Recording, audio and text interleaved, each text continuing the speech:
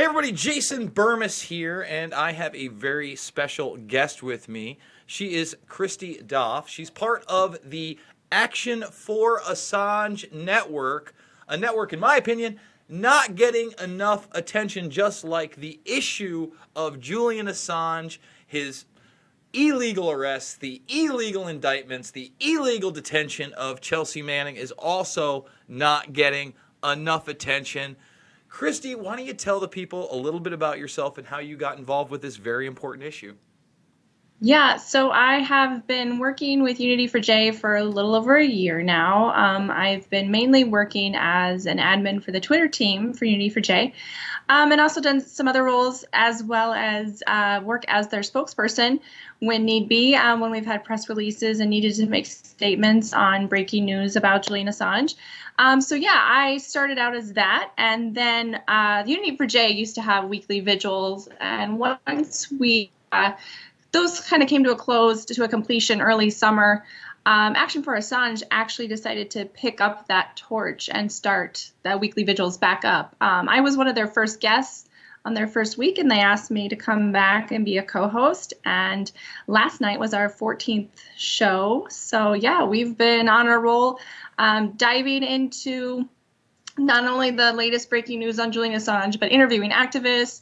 And we even started last week breaking down some of the WikiLeaks drops. So we started with the very first one on October 4th on WikiLeaks' 13th birthday. So hopefully continuing to do that some more, break down some of the WikiLeaks drops that, people haven't really been exposed to or just don't remember them. So Yeah, we're really a lot excited. of people have no idea.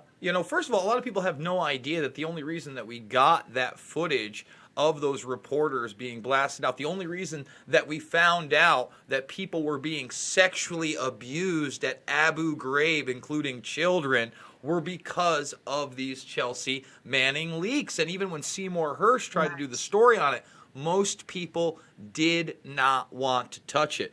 Before we get into Tulsi Gabbard, her announcement that she may boycott the debates and how she connects to Assange, what is the latest on the Assange case for my viewers? Yes, so there is actually a procedural hearing tomorrow, October 11th, in the morning in London. This will probably be a very quick procedural hearing. There's two of those this month. We're looking ahead for an extradition hearing to actually begin in February 2020. So right now, Julian Assange has completed his bail sentence. That was completed on September 22nd, and he's still being held in Belmarsh Prison. And when I say he's being held in Belmarsh Prison, he's in solitary confinement. He's isolated in the healthcare ward 22, 23 hours a day, still very limited on his visitors and who can have access to him, or even the ability to call his parents. Very limited access to his lawyers. He has no access to a computer or library or anything to really help him prepare for this extradition hearing coming up in February. And, aside from that, him now again being illegally detained for weeks, folks, and nobody talking about it. We also had revelations that, of course, they were spying on his bathroom habits, that indeed we had cameras in the bathroom, because that's okay, because that's all right. We should be doing it. Yeah, I mean, everybody knew he was being spied on. He was being monitored. That building itself in London was one of the most closely watched buildings, I think, in the world. But yeah, we had breaking news this week that not only was the Spanish security firm spying on Julian Assange, but actually anybody who came to visit him was being spied on. Down to going from their devices to going to the bathroom. So this is not only his personal rights being violated, but we're talking a whole host of people that were in and out of that embassy having their rights violated and probably being tracked there, after being in there by the CIA, because we know that the Spanish security firm was working with the CIA. 100%. If you don't think those people are being tracked, traced, and databased, you are absolutely naive. Now, one of the reasons I wanted to get you on was because of this tweet. Now, Tulsi Gabbard, in this minute and 45-second bit, she says a lot of important things before we get to the fact that she's considering boycotting the debate.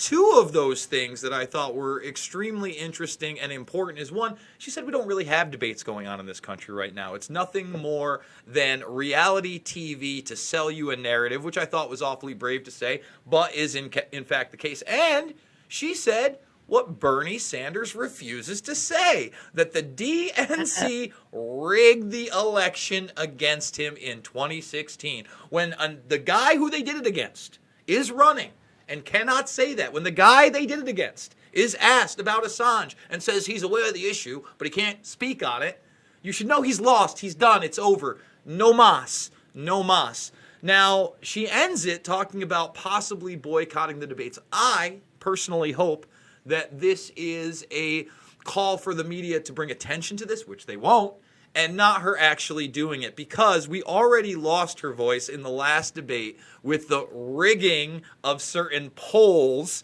that didn't qualify her. Some did, some didn't. No, we're not going to let her on. But now that she is, I seriously feel like we need her anti-war voice.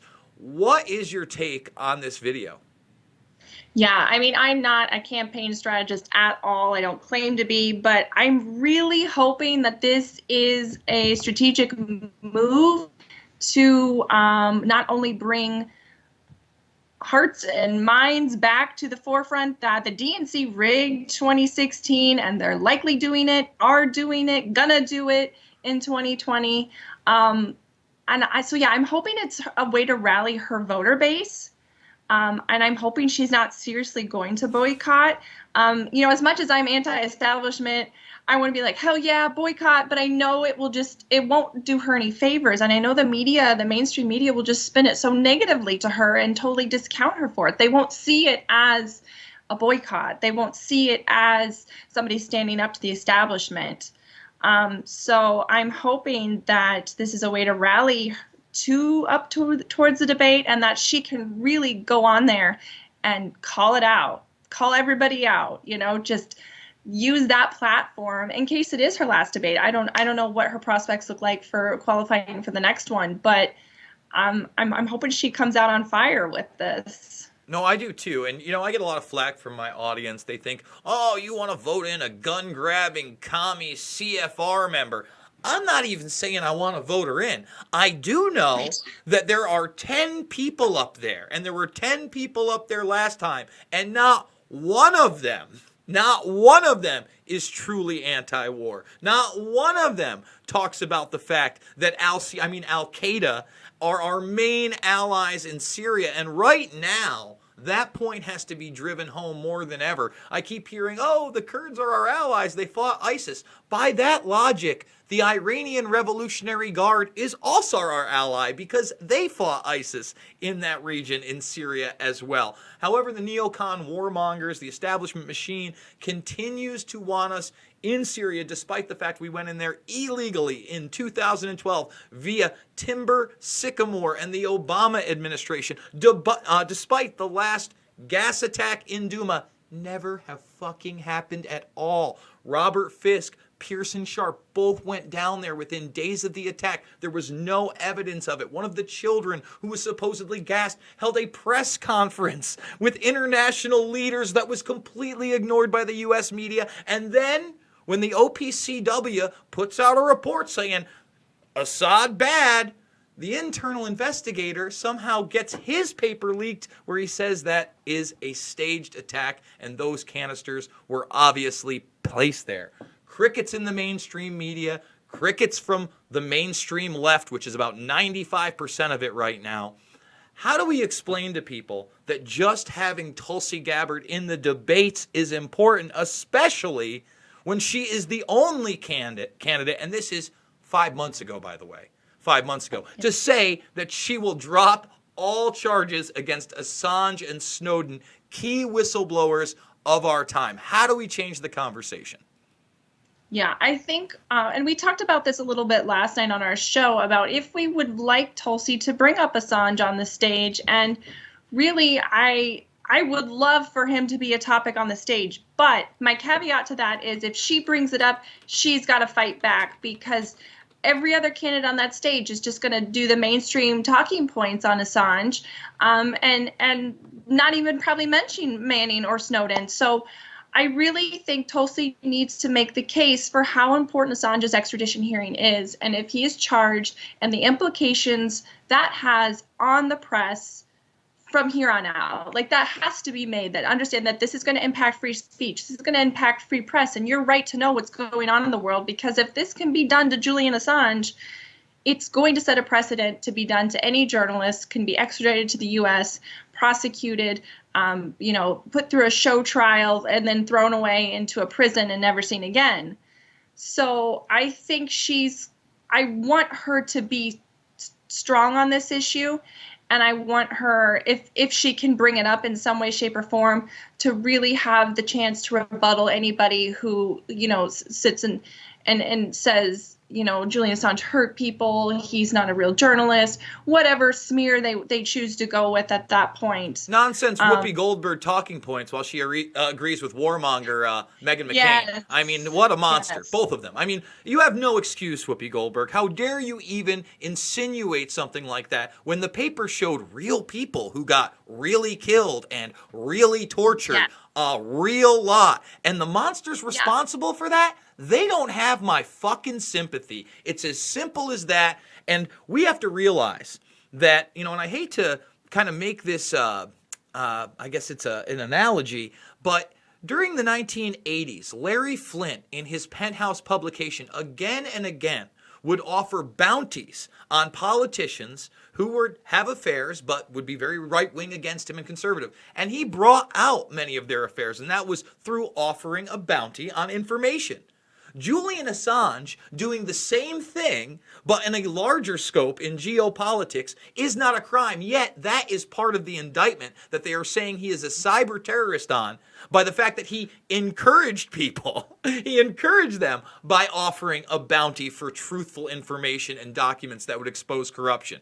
I mean, the fact that you can't do that as an Australian citizen in the, no jurisdiction of the United States whatsoever. Right. And now there's not even a discussion about that. In fact, we're talking about, Russian, Ukrainian, any interference in the election that obfuscates from real corruption, such as the Burisma scandal that was very real before Trump called the Ukrainian president. And we'll focus on that instead of the case against Assange. What are some of the other things that are extremely abhorrent to you in that indictment? There's a lot of the pieces that they try to nitpick apart, and I think that the media is sort of spinning, is that he attempted to do some sort of hacking or help Chelsea Manning hack into the DOS system, when in reality she already had this access, but she was looking for a way to stay anonymous into it. There was, I think, some discussion about maybe a password, trying to crack a password, but he was never actually able. There was no proof that he was actually part of. I don't even think this password was even hacked, but so it's almost just like, oh, these people had a conversation and we're going to charge you for it, when really this is just steps of journalism of how do I help my source stay anonymous. What else can they give me? The just everyday investigative journalism going on here, and trying to make sure this information is safely and securely brought to WikiLeaks so that they can help her get it out there to the world.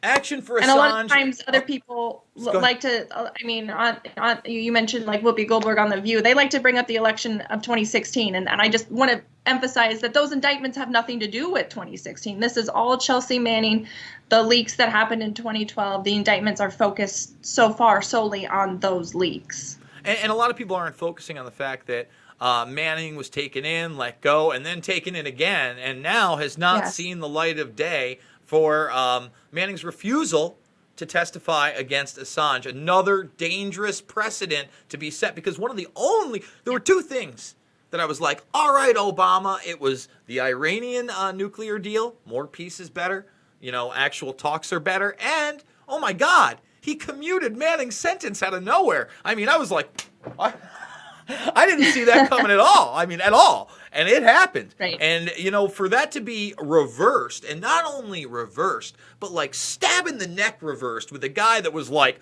love the WikiLeaks, can't get enough of the WikiLeaks. Do you see the WikiLeaks? WikiLeaks, WikiLeaks, WikiLeaks. And then, sir, are you aware about Assange? I don't really know much about the situation.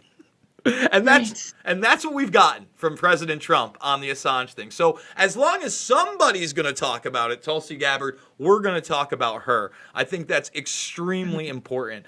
Actionforassange.com is the website. You can follow them on Twitter at action_4Assange. You can follow Christy on Twitter at Christy, what is it? It's a whole bunch of letters, isn't it?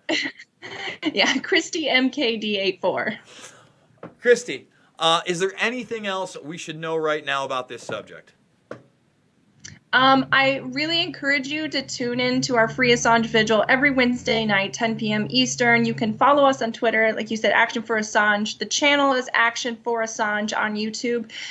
If you want to know more and you want to hear more, tune in every week because we are talking about breaking news. We are breaking these things down. We interact with our chat.